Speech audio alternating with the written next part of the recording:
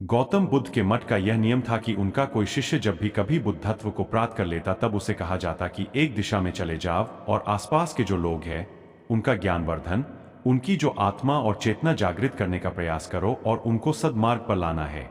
उनका एक शिष्य था जो 6 साल से मठ में रह रहा था और तपस्या कर रहा था। एक दिन वह परेशान हुआ और सोचने लगा कि मेरे गुरुदेव ने मुझे आदेश क्यों नहीं दिया।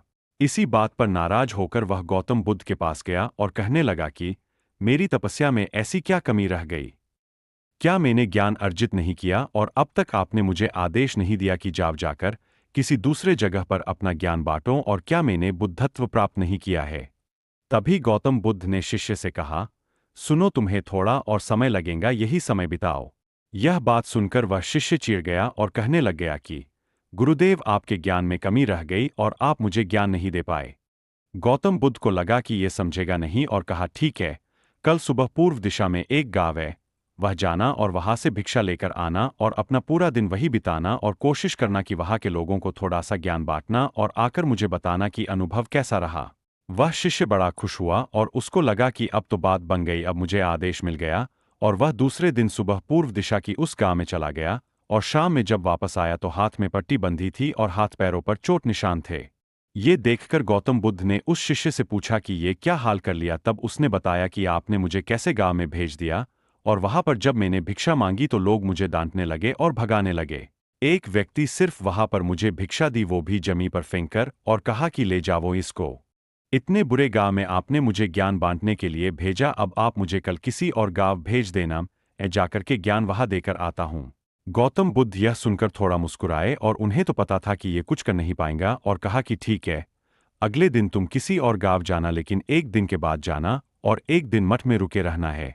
अब की बार गौतम बुद्ध ने अपने दूसरे शिष्य को उस गांव में भेजा जहां अपने उस शिष्य को भेजा था, और शाम में जब वह शिष्य वापस लौटा था तो उसकी भी हालत वही थी और हाथ पैरों में चोट लगी और पट्टी बंधी हुई थी।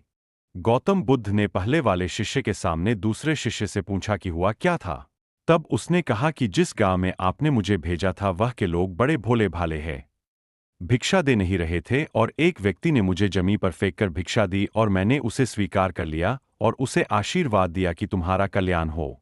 तो वह व्यक्ति चौंक गया और कहने लगा कि आप गजब के इंसान हो, मैं आपको जमीन पर फेंककर भिक्षा दी और आप मुझे कल्याण हो का आशीर्वाद दिया। तब मैंने उसे कहा कि मैं अपना कर्तव्य निभाऊंगा और आप भी बड़े दानी है और आपने मुझे भिक्षा दी है। उसके बाद में जब वह से निकल रहा तब मैंने देखा कि एक बच्चा बीमार था और मैं जंगल में गया तब वहां से जड़ी बूटी लाने, और जब मैं लौट रहा था तब कुछ लोगों ने मुझे पकड़ लिया और पूछने लगे कि यह जड़ी बूटी कहाँ लेकर जा रहा हूं। तब मैंने उनसे निवेदन किया कि मुझे छोड़ दो, एक बीमार छोटे बच्चे की मदद करनी है, और तब उन्होंने मुझे छोड़ दिया। जब मैं गांव में वापस आकर उस बच्चे की मलहम पट्टी कर रहा था तो तभी गांव वाले मुझ पर हमला करने लगे। तब उस दानी व्यक्ति ने जिसने मुझे जमीन पर फेंककर भिक्षा दी थी उसने गांव वालों को रोका और कहा कि यह ठीक व्यक्ति है और इसे अपना काम करने दो। जब मैंने जड़ी बूटी लगाई तो बच्चा ठीक हो गया और सब मेरे लिए तालियां बजाने लगे। सभी गांव वाले कहने लगे कि कल फिर आएगा, गुरुदेव मुझे कल फिर उस गांव में भेजिएगा, क्योंकि वह बड़े ही भोले लोग हैं, समझते नहीं है, बस प्यार बहुत है, और अब की बार कोशिश करूंगा कि थोड़ा प्यार और उनके पास पहुंचाने का और ज्ञान उन तक पहुंचाने का। वो सब ज्ञानी तो लेकिन बस जब अनजान व्यक्ति से बात करने में डरते हैं।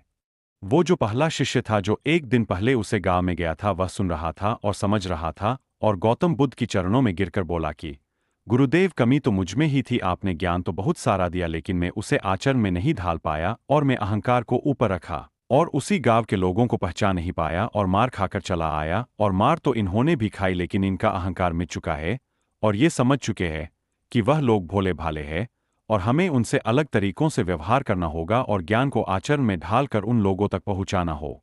अच्छा इंसान बनने पर ध्यान दीजिए, अच्छा समय अपने आप चला आएगा। हम अच्छा समय लाना चाहते हैं लेकिन अच्छा इंसान नहीं बन पाते हैं और सारी गड़बड़ बस यही हो जाती है।